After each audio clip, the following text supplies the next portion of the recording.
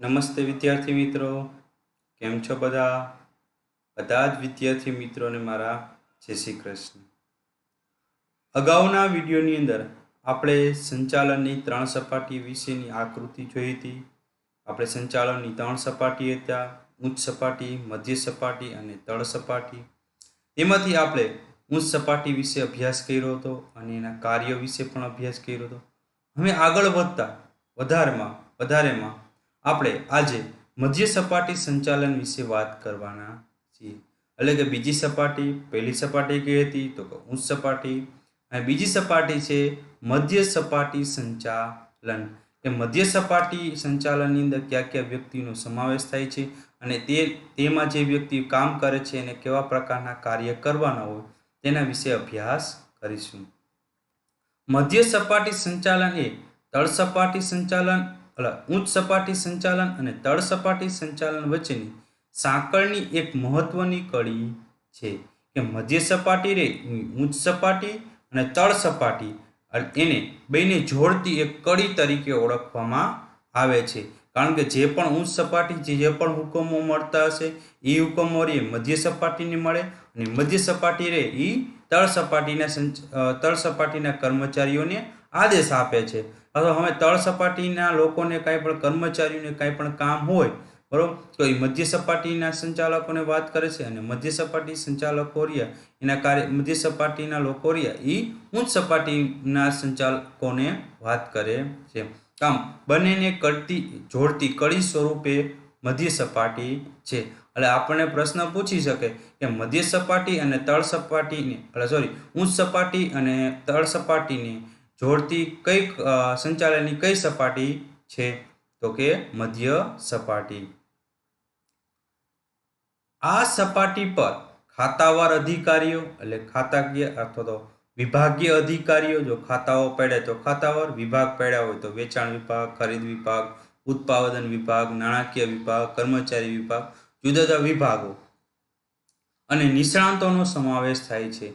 એટલે કે આપણા કારખાનાની અંદર ખાતા પડ્યા તો ખાતા અથવા તો વિભાગ પડ્યા તો વિભાગ.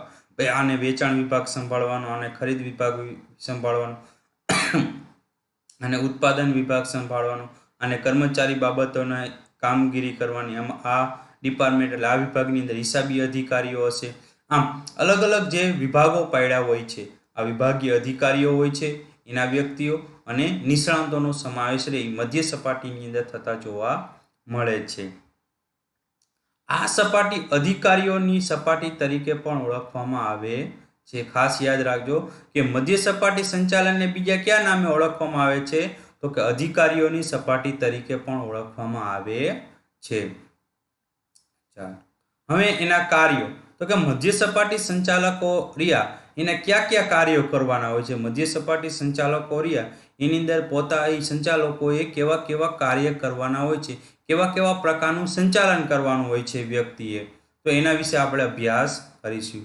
તો પહેલું કાર્ય છે મુખ્ય વહીવટી અધિકારી તરફથી પ્રાપ્ત થયેલા હુકમો અને સૂચનાઓનો અમલ કરવો. એટલે મુખ્ય વહીવટી અધિકારી એટલે કે ઉચ્ચ સપાટી સંચાલકો, એટલે કે ઉચ્ચ સપાટી જે પણ વ્યક્તિઓ કામ કરતા હોય એ સપાટીના વ્યક્તિઓ એટલે કે વહીવટી અધિકારીઓ.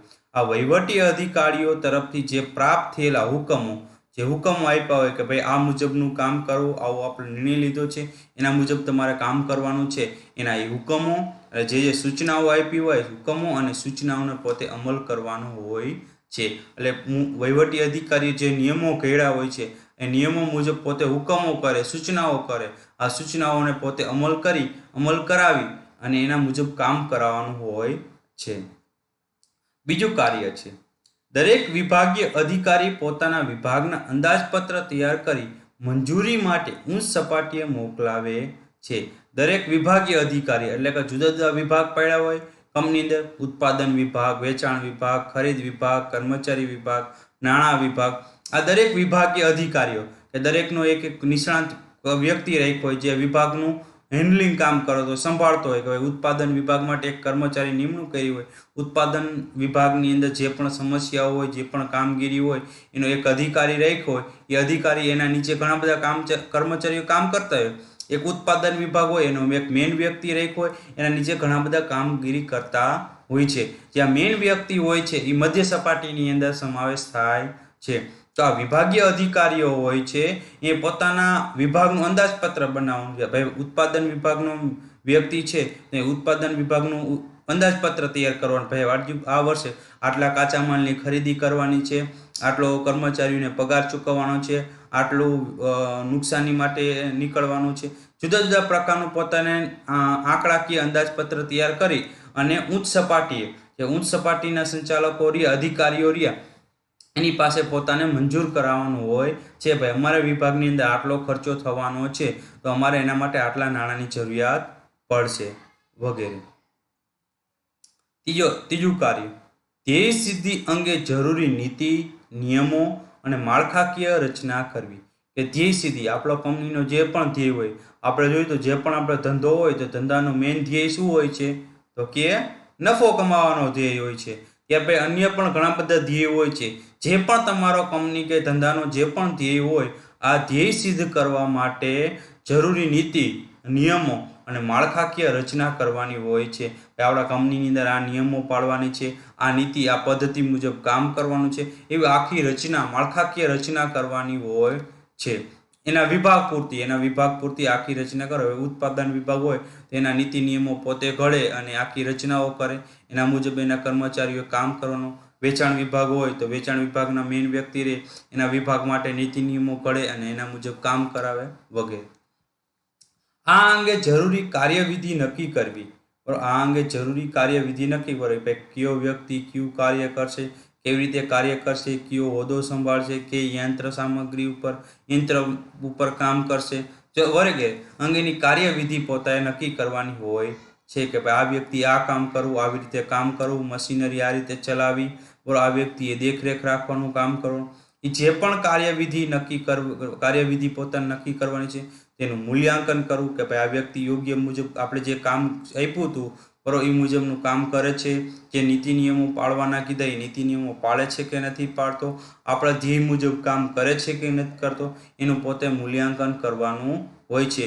એની ચકાસણી કરવાની હોય છે. ભાઈ યોગ્ય ચકાસણી કરવી કે આપણે જે નીતિ નિયમો ઘડ્યા છે એના મુજબ કામ થાય છે કે નહીં, અને યોગ્ય ધોરણો કે માપદંડ નક્કી કરવા. એના નિયમો, માપદંડો નક્કી કરવા કે આ મુજબ કામ થવું જોઈએ, આ મુજબ ન થવું જોઈએ, આટલો આપણો આજનો ધ્યેય આટલો છે એ મુજબ આટલું કામ થવું જોઈએ. એના યોગ્ય માપદંડો નક્કી કરવા જોઈએ. કે ભાઈ આટલું જે વ્યક્તિ ટાર્ગેટ પૂરો કરે તો એને આટલો પગાર ચૂકવવો, આ વ્યક્તિ કામ કરે તો એને આટલો પગાર ચૂકવવો, આ સ્ટેજ ઉપર જે વ્યક્તિ કામ કરે તો એને આટલો પગાર ચૂકવવો. અલગ અલગ ધોરણો, માપદંડો રહ્યા એ પોતે નક્કી કરવાના હોય છે પોતાના વિભાગ પૂરતા. ચોથું કાર્ય, વિભાગની પ્રવૃત્તિઓની કાર્યદક્ષતા અને અસરકારકતા વધે તે અંગેના પગલાઓ લેવા. કે વિભાગીય પ્રવૃત્તિઓની કાર્યદક્ષતા એટલે જે પણ વિભાગનું તમે હેન્ડલિંગ કરતા હોય, જે પણ વિભાગની તમે દેખરેખ રાખતા હોય, એમાં કાર્યદક્ષતા એટલે કાર્ય કરવાની ક્ષમતા વધે અને અસરકારકતા વધે તેવા પગલાઓ લેવા પડના હોય છે. કે આપણા વિભાગની અંદર કઈ રીતે સારું કામ થઈ શકે એના અંગેના પોતે પગલાં લેવાના હોય છે. ત્યાર પછી 5મું કાર્ય છે પોતાના વિભાગના કર્મચારીનો જુસ્સો વધે તેવા પ્રયત્ન કરવાના. ભાઈ વેચાણ વિભાગની અંદર જેટલા પણ કર્મચારીઓ કામ કરતા હોય તો એ વિભાગની અંદર કર્મચારીઓ કઈ રીતે વધારે કામ કરે એમનામાં જુસ્સો વધે એવા પ્રયત્ન કરવાના. પછી એને તમે પ્રોત્સાહન આપો, નાણાકીય પ્રોત્સાહન, બિન નાણાકીય પ્રોત્સાહન, જે પણ રીતે એના પ્રત્યે લાગણીની ભાવના ઉત્પન્ન કરો, જે પણ રીતે એનો જુસ્સો વધે એવું કામગીરી એ મધ્ય સપાટીના અધિકારીઓએ કરવાની હોય છે. અન્ય વિભાગના અધિકારીઓ સાથે સતત સંપર્કમાં રહેવું અને સંકલન. અન્ય વિભાગના અધિકારીઓ હોય, એક્ઝામ્પલ તરીકે વેચાણ વિભાગે તો એના ઉત્પાદન વિભાગના કર્મચારી સાથે સતત સંપર્કમાં રહેવું પડે. તો એવા વિભાગના કર્મચારી સતતમાં સંપર્કમાં રહેવું અને બંને સંકલન સાધવાનું કામ. એટલે કે ઉત્પાદન વિભાગના કર્મચારીઓ અને વેચાણ વિભાગના કર્મચારીઓ આ બધા જ કર્મચારીઓ એ સળી મળી અને સાથે વ્યવસ્થિત રીતે કામ થઈ, ઝઘડાઓ ન થાય એ રીતે સંકલન રાખવાનું કામ કરવાનું હોય છે અને વારંવાર પોતે સંપર્કમાં રહે એવા પ્રયત્ન કરવાના હોય છે. પેટા વિભાગના કાર્ય પર ધ્યાન રાખવું. કે એના અંદર પણ બીજા વિભાગ પડતા હોય મીન્સ કે વેચાણ વિભાગ હોય તો વેચાણ વિભાગની અંદર સેલ્સમેનનો વિભાગ, બરાબર, અલગ અલગ એવા વિભાગ પડતા હોય તો એના જે પેટા વિભાગ હોય એના ઉપર પણ આ મેઇન વિભાગીય અધિકારીએ ધ્યાન રાખવું પડે છે. ત્યાર પછી 8મો કાર્ય છે વિભાગની પ્રવૃત્તિઓ ઉપર દેખરેખ રાખી માહિતી મેળવવી, તેનું અર્થઘટન કરવું, દોરવણી આપવી અને ઉચ્ચ સપાટી સંચાલન સમક્ષ માહિતી રજૂ કરવી. કે જે પણ વિભાગનો અધિકારી છે એ વિભાગની પ્રવૃત્તિ ઉપર દેખરેખ રાખવાની. કે વેચાણ વિભાગનો અધિકારી છે તો એને વેચાણ વિભાગની અંદર જેટલા કર્મચારીઓ હોય એના ઉપર બધા ઉપર પ્રવૃત્તિ ઉપર દેખરેખ રાખવાની, માહિતી મેળવવાની કે કેવા પ્રકારનું કામ થાય છે, કઈ રીતે થાય છે, કેટલું ઉત્પાદન વેચાણ થયું, કેટલું બાકી છે વગેરે. તેનું અર્થઘટન કરવું, કે એની વિગતવાર સમજાવવું, બરોબર, વિસ્તૃત વિવરણ કરવું, દોરવણી આપી. એમાં કામ કરતા કર્મચારી હોય તો એને ઘણીવાર સમસ્યાઓ આવતી હોય, વિચલનો હોય, બરોબર, તો એ સમસ્યા દૂર કરવા માટે એને માર્ગદર્શન આપવું પડે, એટલે કે દોરવણી આપવી. આ બધી જ માહિતી રહી ઉચ્ચ સપાટી સંચાલક સમક્ષ, એટલે ઉચ્ચ સપાટીના સંચાલક હોય કે ઉચ્ચ સપાટીના અધિકારી હોય એની સામે તમારે રજૂ કરવાની હોય છે. પછી 9મું કાર્ય છે ઉચ્ચ સપાટી સંચાલનને નીતિ વિષયક નિર્ણયો લેવામાં મદદરૂપ થવું. કે ઉચ્ચ સપાટી સંચાલન નીતિ વિષય, એટલે ઉચ્ચ સપાટીના અધિકારીઓ રહ્યા જ્યારે ધંધા માટે યોગ્ય નીતિ વિષયક નિર્ણય લેતા હોય કે ધંધાના ફાયદા માટે જે નિર્ણયો લેતા હોય આ નિર્ણયો લેવામાં એને મદદરૂપ થવાનું હોય છે. આ આપણે મધ્ય સપાટી વિશે માહિતી મેળવી અને એના કાર્ય વિશે અભ્યાસ કર્યો. અને ત્યાર પછી તળ સપાટી વિશે અભ્યાસ કરી. તળ સપાટી સંચાલન, તો કે સંચાલનની આ સપાટીમાં નિરીક્ષકો, જોબરો અને ફોરમેનનો સમાવેશ થાય છે. તળ સપાટી એટલે કે કાર્યકારી સપાટી, કર્મચારીઓની સપાટીઓ, જેમાં નિરીક્ષકો હોય, દેખરેખ કામ કરનારા હોય, જોબરો હોય કે માલની હેરફેર કરનારા હોય, આવા જે મજૂરી કામ કરનારા વ્યક્તિઓ હોય એવા વ્યક્તિનો આમાં સમાવેશ થતો જોવા મળે છે. આ સપાટીને નિમ્ન સપાટી એ નિરીક્ષકોની સપાટી પણ કહેવામાં આવે છે. તો ખાસ દરેક વિદ્યાર્થી મિત્રો યાદ રાખો કે તળ સપાટીને બીજા કયા નામને ઓળખાય છે? નિમ્ન સપાટી અથવા નિરીક્ષકોની સપાટી કહેવામાં આવે છે. સંચાલનની ઉચ્ચ સપાટીએ લીધેલા નિર્ણયો અને નીતિઓનું અમલીકરણનું કાર્ય આ સપાટીએ થતું હોય છે. કે ઉચ્ચ સપાટીએ જે પણ નિર્ણયો લીધા હોય, બરોબર, આ બધા જ નિર્ણયો મુજબનું કામ રહ્યું કે કામગીરી રહી એ તળ સપાટીએ કરાવવાની હોય છે. કે તળ સપાટીના કર્મચારીઓ જ બધા કામ કરતા હોય છે. મધ્ય સપાટી અને ઉચ્ચ સપાટીના લોકો રહ્યા એ નિર્ણયો લેવાનું કામ કરે છે, નીતિ વિશે દેખરેખ રાખવાનું કામ છે, આવા બધા કામ કરતા હોય. પણ એ જે ઉત્પાદનનું કામ કરવું, માલની હેરફેર કરવી, આ બધું કામ રહ્યું તળ સપાટી સંચાલનની અંદર થતું હોય છે. સંચાલન ઉચ્ચ સપાટીએ લીધેલા નિર્ણયો અને નીતિઓનું અમલીકરણ કાર્ય સપાટીએ થતું હોય છે. તેથી સંચાલનની આ સપાટીને કાર્યકારી સપાટી તરીકે પણ ઓળખવામાં આવે છે. કે ઉચ્ચ સપાટી સંચાલન જે પણ નીતિ વિષયક નિર્ણય લીધા હોય એની અમલીવારી રહે એ તળ સપાટીએ થતી હોય છે, જેથી કરીને કાર્યકારી સપાટી તરીકે ઓળખવામાં આવે છે. તો ખાસ વિદ્યાર્થી મિત્રો તળ સપાટીને બીજા કયા નામે ઓળખાય છે? તો કે નિમ્ન સપાટી, નિરીક્ષકોની સપાટી અને કાર્યકારી સપાટી, કે જેની અંદર તળ સપાટીએ બધા કાર્ય જ કરવાના હોય છે. આ સપાટી કાર્ય કરતા નિરીક્ષકો સંચાલનના પ્રતિનિધિ છે. આ સપાટીએ સંચાલનનું કાર્ય ઓછું અને વહીવટી કાર્ય વધારે હોય છે. કે આ સપાટી નિરીક્ષક સંચાલનના પ્રતિનિધિ તરીકે કામ કરે છે અને આ સપાટી સંચાલન એટલે કે નિર્ણય લેવાનું કામ ઓછું હોય, મેનેજમેન્ટ ઓછું કરવાનું છે, પણ વહીવટી કાર્ય એટલે કે લેતી દેતીનું કાર્ય, મજૂરી કામ આ વધારે કરવાનું હોય છે. તેના આપણે કાર્યો જોઈએ. તો કાર્યો તળ સપાટીના પહેલું કાર્ય છે કામદારોના કાર્યનું નિરીક્ષણ કરવું. કે જે એમાં કામદારો કામ કરતા હોય એ નિરીક્ષક તરીકે એક વ્યક્તિ નિમણૂક કરી તેમાં જે કામદારો કામ કરતા હોય બધા જ કામદારોના કાર્યનું નિરીક્ષણ કરવું. કે કયો કર્મચારી કેવું કામ કરે છે, કેવી રીતે કામ કરે છે, સમયનો બગાડ નથી કરતો, એનું નિરીક્ષણ કરવાનું હોય છે. કામદારોમાં શિસ્ત અને જુસ્સો વધે તેવા પ્રયત્ન કરવાના હોય છે. એ તળ સપાટીના સંચાલકોનું અધિકારીઓનું કામ શું? તો જે કામદારો રહ્યા એમાં શિસ્ત રહે, કે આપણે જે નીતિ નિયમ મુજબ કામ કરે અને કામ કરવામાં કઈ રીતે જુસ્સો વધે એવા પ્રયત્ન કરવાના હોય છે. ત્યારે પોતાના વિભાગના રોજિંદા કાર્યનું આયોજન કરવું, કે ભાઈ પોતાનો વિભાગ હોય કે બરોબર, તો પોતાના વિભાગનું રોજિંદા કાર્યનું આયોજન કરવું. ભાઈ આજે કયું કામ કરવાનું છે અને કેટલું કરવાનું છે એનું આયોજન કરવાનું. કયો કર્મચારી કામ કરશે બરોબર, એનું પણ એને આયોજન કરવું પડે છે. એટલે કયો કર્મચારી કામ કરશે, કયું કાર્ય કરશે અને કેવી રીતે કરશે અને કેટલું કરવાનું છે એનું આયોજન કરવાનું હોય છે. ચોથો પોઈન્ટ, કર્મચારીને લગતા કાર્ય કરવા. એટલે કર્મચારીને લગતા કાર્ય એટલે કર્મચારીની બદલી કરવી, બઢતી કરવી, તાલીમ આપવી વગેરે તળ સપાટી સંચાલકોએ કરવાના હોય છે. પાંચમો કાર્ય, પોતાના વિભાગના કાર્ય કરવા માટે વિભાગીય અધિકારીઓ પાસેથી સૂચનાઓ, હુકમો અને કાર્યક્રમ મેળવવાના હોય છે.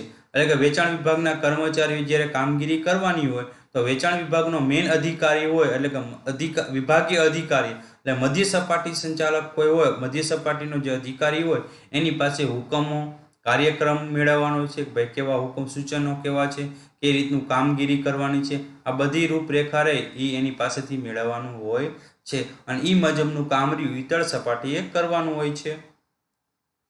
ત્યાર પછી છઠ્ઠું કાર્ય છે યંત્રની ગોઠવણી, યંત્રનું સમારકામ, જાળવણીને લગતા કાર્ય કરવાની. ભાઈ યંત્ર, આપણે નવી ટેકનોલોજીના યંત્ર આવ્યો છે, આ યંત્ર ક્યાં ગોઠવવા બરોબર. યંત્રનું સમારકામ એટલે કે રિપેરિંગ કામ, યંત્રની ખોટ થઈ ગઈ હોય, યંત્ર ન ચાલતું હોય તો એનું સમારકામ કરાવવાનું. એને જાળવણી રાખવી એટલે કે બગડે નહીં બરોબર, કોઈ ખામીઓ ન આવે એની ખાસ કાળજી રાખવાનું. તો આવા યંત્રની ગોઠવણી, એનું સમારકામ, જાળવણીને લગતા કાર્ય રહ્યા એ તળ સપાટીએ થાય છે. કે ભાઈ કામદારોને કાર્ય કરવા માટે સાધન સામગ્રી, કાચો માલ વગેરે પૂરું પાડવો. કે જે મજૂરી કામદારો હોય, કર્મચારીઓ હોય એને યોગ્ય સાધન સામગ્રી કે યંત્ર પૂરા પાડવા, કાચો માલ પૂરો પાડવો, આ બધું જ કામ રહ્યું તળ સપાટી સંચાલકોનું કામ છે. કર્મચારીને વ્યાજબી પ્રશ્નોનો યોગ્ય ઉકેલ લાવો. કે કર્મચારીને કાર્ય કરવા માટે કોઈ પણ જાતના પ્રશ્નો હોય તો એનો યોગ્ય ઉકેલ લાવવાનો હોય છે. ત્યાર પછી નવમું કાર્ય, ઉચ્ચ સપાટીએ લીધેલા નિર્ણયો અને નીતિ નિયમોનો અમલ કરવો. કે ઉચ્ચ સપાટીએ જે નિર્ણયો લીધા હોય, કે આપણા ધ્યેય માટે જે નિર્ણયો લીધા હોય એનો અમલ નિર્ણયોનો નીતિઓનો અમલ કરવાનો હોય છે. કે ભાઈ ઉત્પાદન વધારવા માટે કેવા નિર્ણયો લેવામાં આવ્યા છે એ નિર્ણયો મુજબ એને કામ કરવાનું હોય છે. 10મું કાર્ય, તળ સપાટીમાં થતી વિવિધ પ્રવૃત્તિનો અહેવાલ, કામદારોનો સૂચનો અને ફરિયાદો મધ્ય સપાટીએ મોકલી આપવા. કે તળ સપાટીના કર્મચારીનો કોઈ પણ અહેવાલ છે બરોબર, એટલે કે કઈ મુજબનું કામ થયું, કેવી રીતે કામ થયું, કેટલા પ્રમાણે કામ થયું એનો અહેવાલ છે. કામદારોનું કઈ સૂચનો હોય તો એ સૂચનો, ફરિયાદો હોય તો ફરિયાદો, આ બધું જ કામ એને આખો અહેવાલ બનાવી અને એ મધ્ય સપાટી મોકલી દે. મધ્ય સપાટીના સંચાલક અધિકારીઓ રહ્યા એ ઉચ્ચ સપાટીએ મોકલી આપે. તળ સપાટી સંચાલન એ સૌથી નીચલી સપાટી છે, છતાં તે ખૂબ મહત્વની છે. કારણ કે આ સપાટીની સફળ કામગીરી એટલે કે સંગઠનના ધ્યેયની સફળ સિદ્ધિ જે સમગ્ર સંગઠનને આધાર પૂરો પાડે છે. તળ સપાટી ખૂબ મહત્વની સપાટી છે, કારણ કે જે સફળતાનો આધાર રહ્યો એ જ તળ સપાટી ઉપર આધાર રહેલો છે. કારણ કે મધ્ય સપાટી અને ઉચ્ચ સપાટીના સંચાલકો રહ્યા એ નીતિ વિશે નિર્ણયો ઘડવાનું કામ કરતા હોય, આયોજન બનાવવાનું કામ કરતા હોય અને એની અમલવારી રહે એ તળ સપાટીએ થાય છે. તો તળ સપાટી રહે એ મહત્વના અહીંયા કાર્ય, જે કામગીરી રહે એ તળ સપાટીએ થતી જોવા મળે છે.